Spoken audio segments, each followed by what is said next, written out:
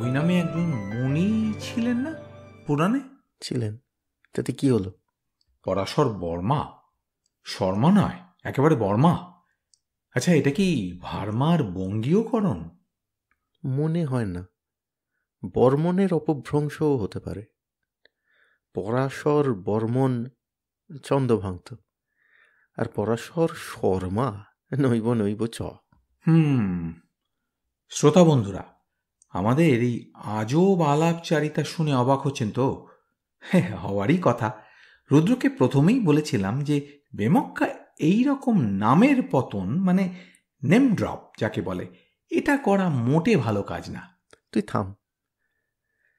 শ্রোতা বন্ধুরা, গল্প কথার আসরের আজকের অনুষ্ঠানে যোগদানের জন্য আপনাদের অশেষ ধন্যবাদ। আমি রুদ্র দত্ত। আর আমি রাজীব ঘোষ।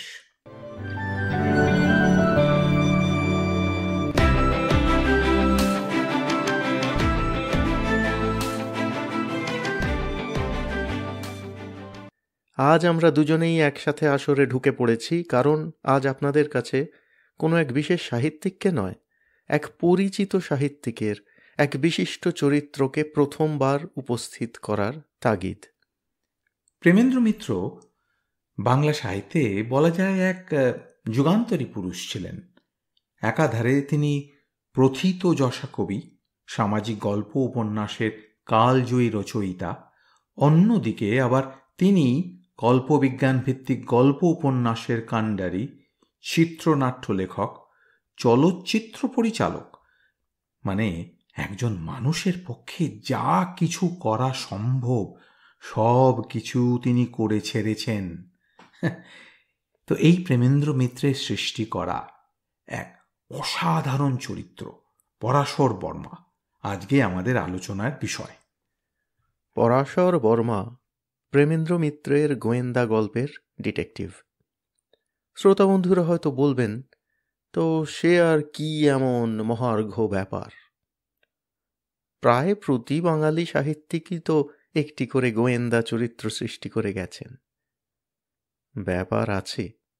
পরাশর বর্মা যে সে গোয়েন্দা না, সে একাধারে দুর্ধর্ষ গোয়েন্দা, অন্যদিকে সে আধুনিক কবি।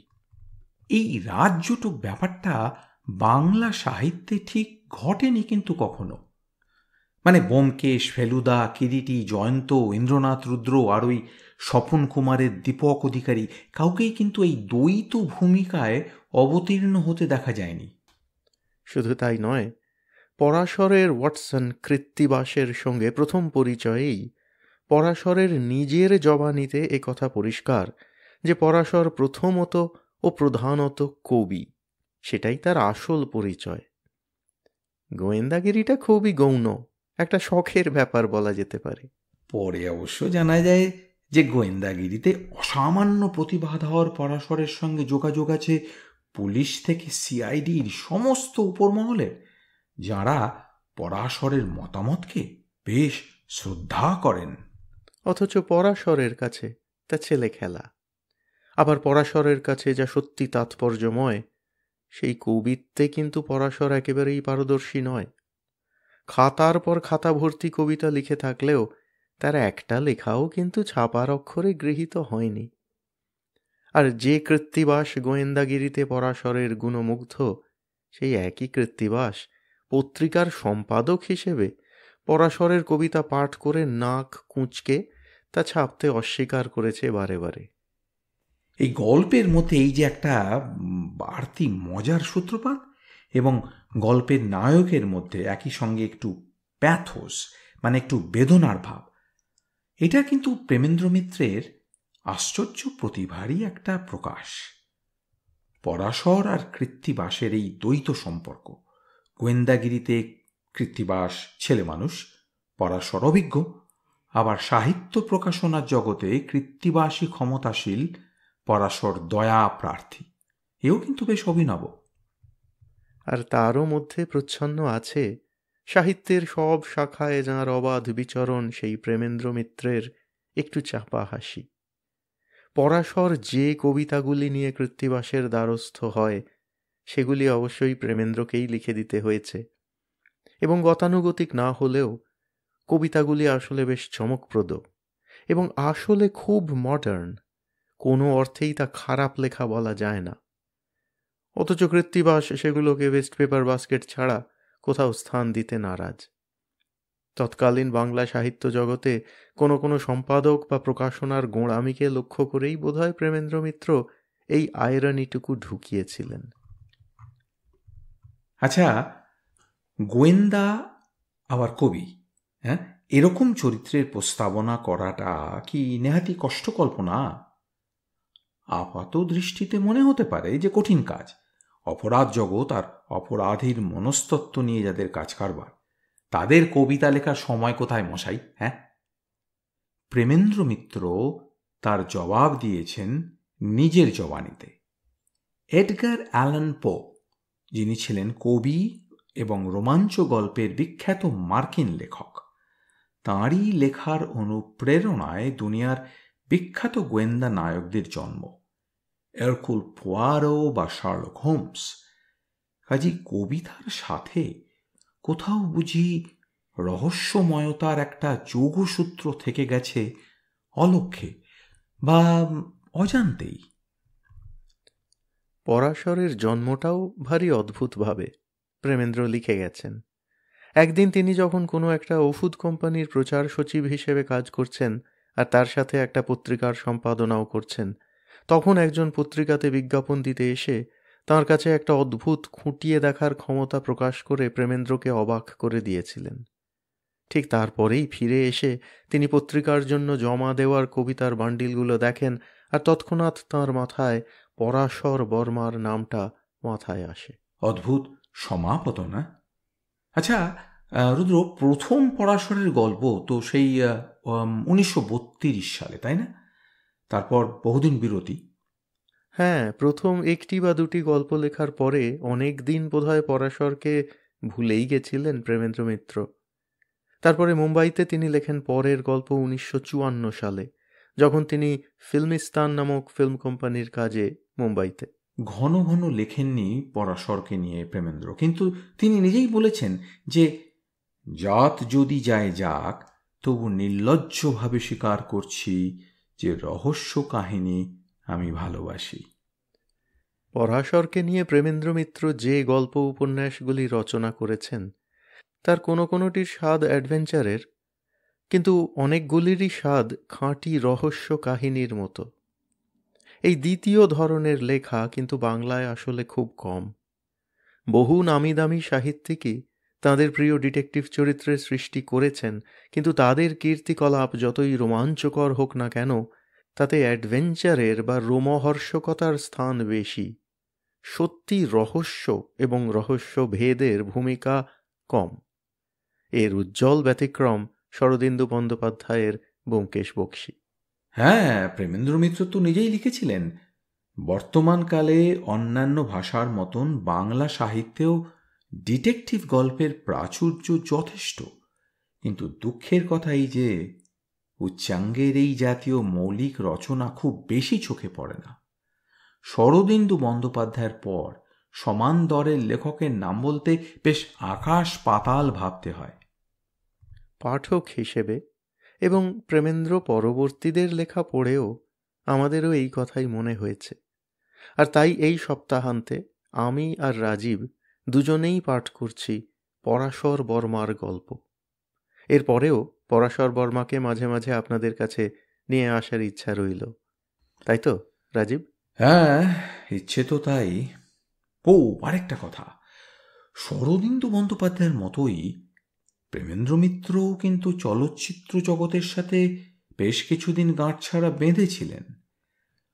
পরাশরের বেশ কিছু গল্প পড়তে পড়তে মনে হয় যেন একটা সিনেমা দেখছি। এটা তোর মনে হয়েছে রুদ্র? কিছুটা হয়েছে বই কি। সেটা অবশ্য প্রেমেন্দ্র মিত্রের লেখায় নতুন কিছু নয়।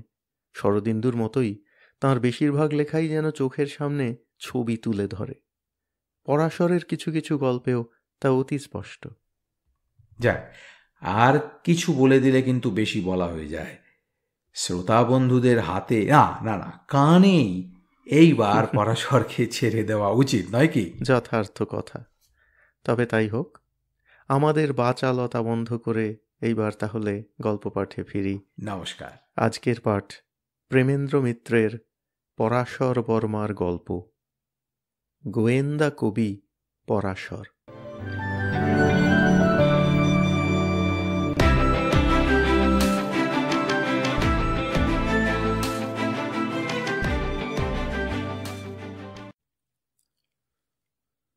হ্যাঁ, সেই পরাশর বর্মার কথাই বলছি, যার নাম শুনলে কান খাড়া হয়ে ওঠে না এমন ছেলে মেয়ে জোয়ান বুড়ো কোথাও আজ আছে কিনা সন্দেহ। সারা দুনিয়ায় যার গোয়েন্দাগিরির কীর্তিতে বাঙালি হিসেবে আমাদের বুক 10 হাত। সেই পরাশর বর্মার সঙ্গে আমার প্রথম পরিচয় যেখানে যেভাবে হয়, রহস্য রোমাঞ্চের জগতের সঙ্গে তার সুদূর সংস্রব নেই। আমার নাম ধরুন কৃত্তিবাস ওঝা। নাতি প্রসিদ্ধ একটি মাসিক পত্রিকার তখন আমি সম্পাদনা করি। সেই অফিসে একদিন বিকালে অত্যন্ত সাদাসিধে পোশাকের এক ভদ্রলোক এসে হাজির। মাসের শেষ, কাগজ বার করবার তাড়ায় মাথার ঘায়ে তখন কুকুর পাগল হবার জোগাড়। ভদ্রলোকের দিকে দৃষ্টি দেবার ফুরসতও তখন পাইনি। তাছাড়া মাসিক পত্রে কবিতা গল্প ছাপাবার জন্য সাহিত্য যশোপ্রার্থী এরকম এতজনের আবির্ভাব হামেশা হয় যে আগে থাকতে খবর না দিয়ে কাউকে আসতে দিতে আমার বেয়ারাদের বিশেষভাবে মানা করা আছে। বিশেষ একটা গোলমালের দরুন তখন মাথা বিগড়ে না থাকলে ভদ্রলোককে বিনা অনুমতিতে কেন ঢুকতে দেওয়া হয়েছে তাই নিয়ে হয়তো বেয়ারাদের কৈফিয়ত তলব না করে ছাড়তাম না, কিন্তু তখন সে খেয়াল ছিল না। সকালবেলার ছাপা কাগজের একটি ফর্মা দেখে তখন সমস্ত রক্ত আমার মাথায় উঠে গেছে। সে ফর্মায় এমন একটি লেখা ছাপা হয়ে গেছে যা বেরোলে আমার কাগজের কলঙ্কের আর সীমা থাকবে না, এমনকি মানহানির দায় পর্যন্ত পড়া অসম্ভব নয়। বাংলাদেশের কোনো এক অপরাজেয় লেখকের বিরুদ্ধে তীব্র ব্যক্তিগত আক্রমণ ছাড়া সে লেখা আর কিছু নয়, যাকে বলে কাঁচা খেউড়। তাই দিয়ে কে একজন ছদ্মনামের লেখক তাঁর উপর গায়ের ঝাল মিটিয়েছে। কে এ কপি ছাপতে দিয়েছে, কে দিয়েছে প্রিন্ট অর্ডার, সেই কথাই রেগে আগুন হয়ে আমাদের প্রিন্টার মনমোহনকে জিজ্ঞাসা করছিলাম।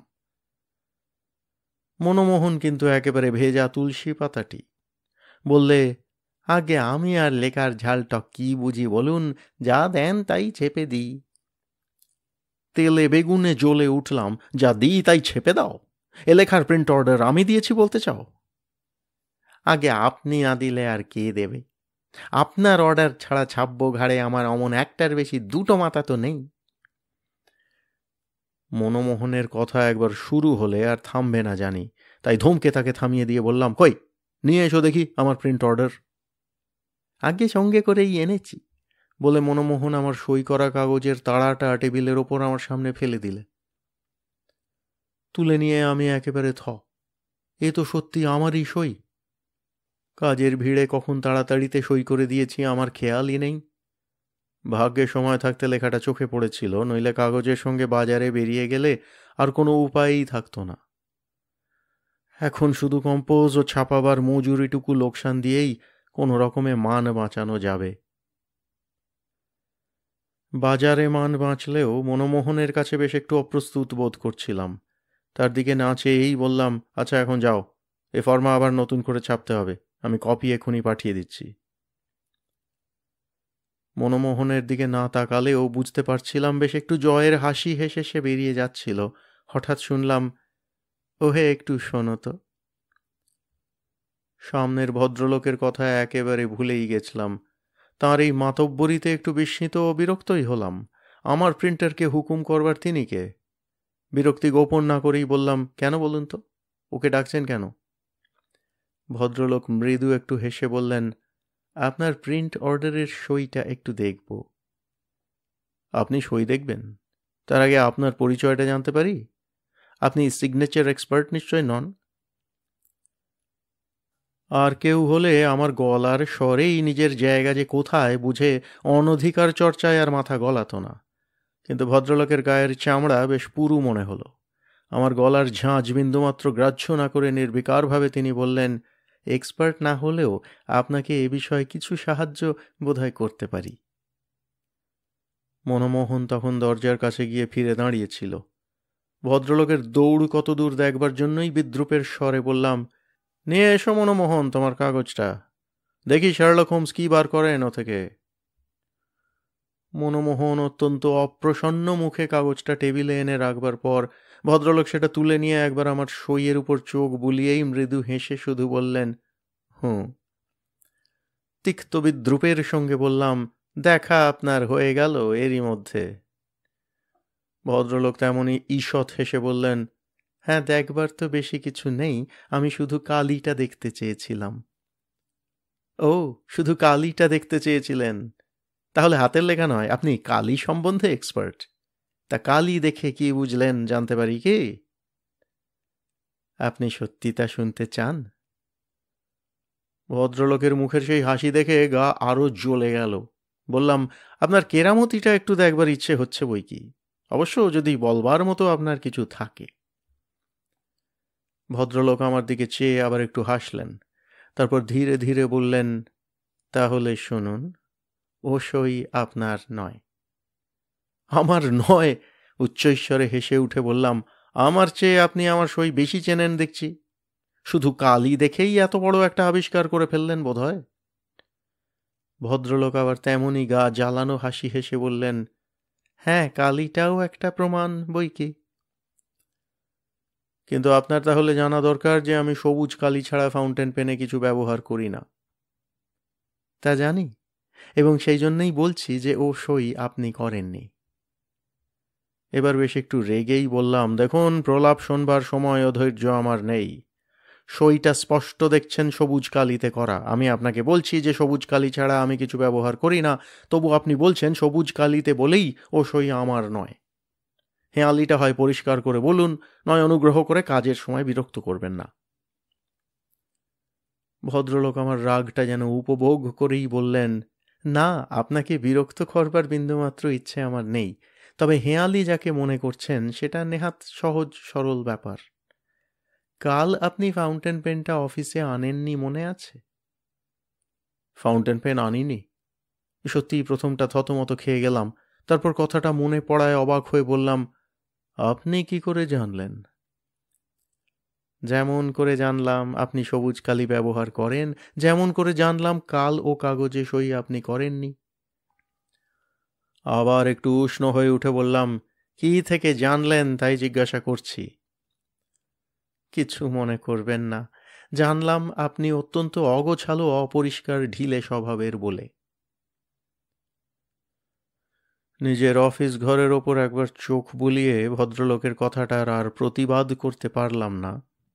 ভদ্রলোক বলতে লাগলেন, কাগজের অফিস হয়তো এই রকমই হয়, তবু আপনার অফিসে পরিচ্ছন্নতার কোনো বালাই নেই, এ কথা আপনি বোধহয় অস্বীকার করতে পারবেন না।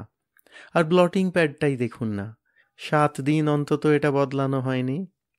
ব্লটিং প্যাডটা এবার তুলে নিয়ে তিনি বললেন, আপনি যে সবুজ কালি ছাড়া কিছু ব্যবহার করেন না, এই ব্লটিং প্যাডটা দেখলেই তা বুঝতে দেরি হয় না। আগাগোড়াই এটার গায়ে সবুজ ছাপ, শুধু কয়েকটা জায়গায় কালো কালির চিহ্ন দেখা যাচ্ছে। এই কালো কালির চিহ্ন কোথা থেকে এলো? ব্লটিংয়ের ছাপেও লেখার খানিকটা ধাঁচ পাওয়া যায়, সেই ধাঁচ থেকে ও এ ঘরে আপনি ছাড়া কেউ বসেন না জেনে বোঝা যাচ্ছে এ কালো কালির লেখাও আপনার। কিন্তু কবে আপনি হঠাৎ কালো কালি ব্যবহার করলেন সবুজ কালি ছেড়ে? ব্লটিংটা লক্ষ্য করলেই দেখা যাচ্ছে কালো কালির ছাপ সব জায়গাতেই সবুজের ওপর পড়েছে, কালোর ওপর কোথাও সবুজ পড়েনি। সুতরাং হয় আজ নয় কাল সবুজ কালির বদলে আপনি কালো কালি ব্যবহার করেছেন। আজকে আপনার পকেটে ফাউন্টেন পেন দেখা যাচ্ছে, সুতরাং কালো কালির লেখাগুলো নিশ্চয়ই কালকের। 2 দিন উপরি উপরি আপনি কালো কালি ব্যবহার করেছেন এ কথাও ভাবতে পারতাম, কিন্তু ব্লটিংয়ের ওপর কালো কালির সামান্য যে ছাপ আছে, মাসিক কাগজের সম্পাদকের 2 দিনের লেখার পক্ষে তা অত্যন্ত কম। আমি ভদ্রলোককে একটা কথা বলার জন্য বাধা দিতে যাচ্ছিলাম, কিন্তু তিনি আমায় যেন গ্রাহ্য না করেই বলে চললেন, আপনি যে কাল ফাউন্টেন পেন আনেননি তার আরও প্রমাণ পাওয়া যাচ্ছে আপনার জামায়। আপনি অগোছালো ঢিলে স্বভাবের লোক না হলে এ প্রমাণ পাওয়া যেত না। আপনার বুক পকেটে সবুজ কালির বেশ খানিকটা ছোপ পড়েছে, স্পষ্টই বোঝা যাচ্ছে ফাউন্টেন পেন লিক করে কালি জামায় লেগেছে, কিন্তু কালিটা শুকিয়ে গেছে, জায়গাটা ভিজে নয়। সুতরাং কলম আপনার আজকে লিক করছে না, করেছে আগেই। কাল যখন আপনি কালো কালিতে লিখেছেন তখন বোঝা উচিত যে কলমটা পরশুই লিক করেছিল, সেই জন্য কলমটা কাল আপনি আনেননি। আজ আবার যখন নির্ভয়ে সেটা বুকে বয়ে এনেছেন তখন হয় লিক সারানো হয়েছে ইতিমধ্যে, কিংবা খালি কলমটা সারাতে দেবার জন্যই এনেছেন। এবার জোর করে ভদ্রলোককে থামিয়ে বললাম, আপনার পর্যবেক্ষণ ও তীক্ষ্ণ বিচার বুদ্ধি দেখে অবাক হলাম, কিন্তু সইটা আমার নয় কি করে বুঝলেন? ভদ্রলোক হেসে উঠে বললেন, আগেই তো বলেছি সইটা সবুজ কালিতে বলে। সবুজ কালি দেখেই সইয়ের তারিখটা আপনি নিজেই লক্ষ্য করতে ভুলে গেছিলেন। তারিখটা কালকের, এবং কাল আপনি যে কলম ও কালি ব্যবহার করেছিলেন তা হচ্ছে এই। সুতরাং ও সই আপনার হতে পারে না। ভদ্রলোক টেবিলের ওপরকার দোয়াতদানি ও কলমটা দেখিয়ে দেবার পর সত্যি স্তম্ভিত হয়ে বললাম, আশ্চর্য, এই কথাটা আমার মনেই হয়নি। ভদ্রলোক দোয়াতদানি থেকে কলমটা তুলে নিয়ে বললেন, কলমটায় একেবারে নতুন একটা নিব পরানো রয়েছে দেখা যাচ্ছে। নিবের মুখে সামান্য যেটুকু কালি লেগে রয়েছে তাতেও বোঝা যায় বেশি কিছু লেখা এ কলম দিয়ে এখনো হয়নি। ফাউন্টেন পেনে লেখা যাঁর অভ্যেস, বোঝা যাচ্ছে শুধু দায়ে পড়ে তিনি একদিনের জন্য এই ব্যবস্থা করেছিলেন। এই কপি আপনার অজ্ঞাতে কাগজে ছাপিয়ে দেওয়া যার উদ্দেশ্য, সে আপনার সই জাল করবার সময় সব দিকে হুঁশিয়ার হয়েও শুধু ভাগ্যের কারসাজিতে একটা কাঁচা কাজ করে ফেলেছিল। বরাবর আপনি সবুজ কালিতে লেখেন, হঠাৎ কালই আপনার কলম খারাপ হবে সে কি করে আর জানবে? ভদ্রলোকের দিকে খানিক বিমূঢ়ভাবে চেয়ে থেকে এবার বললাম, আপনার নামটা কি জানতে পারি কি? আমার নাম পরাশর বর্মা। পরাশর বর্মা?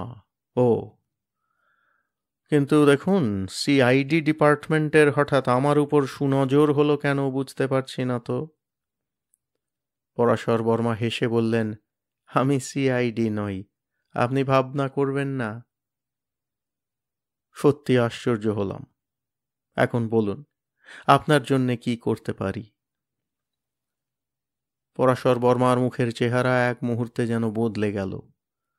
কোথায় গেল সেই সব প্রতিভা আত্মবিশ্বাসের সহজ ভঙ্গি? এক মুহূর্তে একেবারে অত্যন্ত লাজুকের মতো অপ্রস্তুতভাবে পকেট থেকে একটি কাগজের তাড়া বার করে বললেন, আমার কয়েকটা কবিতা আপনাকে দেখাতে এনেছিলাম, যদি অবশ্য আপনার সময় থাকে। সত্যি আকাশ থেকে পড়ে বললাম, আপনি আপনি কবিতা লেখেন? পরাশর আর যেন চোখ তুলে তাকাতেই পারেন না, মাথা নিচু করে বললেন, ওই আমার জীবনের একমাত্র সাধনা। বিস্ময়ের ঘোর তখনও কাটিয়ে উঠতে পারিনি। পরাশর বর্মার হাত থেকে কাগজের তাড়াটা নিয়ে বললাম, এগুলো কিন্তু আমার কাছে আপনাকে রেখে যেতে হবে, সময় মতো দেখব। নিশ্চয়ই, তাই আপনি দেখবেন। আর যদি দু একটা তেমন... বাধা দিয়ে বললাম, হ্যাঁ, তেমন ভালো হলে নিশ্চয়ই ছাপব। পরাশর এবার উঠে পড়ে বললেন, আপনাকে অনেক বিরক্ত করলাম, কিছু মনে করবেন না। সঙ্গে সঙ্গে আমিও দাঁড়িয়ে উঠে বললাম, দেখুন, হতভম্ব যা করে গেলেন তাতে বিরক্ত হয়েছি কিনা বুঝতেই পারছি না। ডাক্তার কবি, ইঞ্জিনিয়ার কবি, উকিল কবি অনেক শোনা গেছে, কিন্তু গোয়েন্দা কবি বোধহয় এই প্রথম দেখলাম। পরাশরের মুখ হঠাৎ গম্ভীর হয়ে গেল। একটু চুপ করে থেকে তিনি বললেন, গোয়েন্দাগিরিটা আমার শখ, কিন্তু কাব্য আমার সাধনা। বলেই ঘর থেকে বেরিয়ে গেলেন। পরাশর বর্মার কবিতাগুলি তারপর সাগ্রহে পড়ে দেখেছি। ওয়েস্ট পেপার বাস্কেটে ছাড়া তাদের আর কোথাও জায়গা নেই।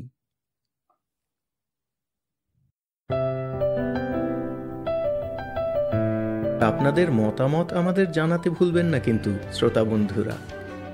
আমাদের website golpokothar asor.org, GOLPOKOTHAR THARASOR.org।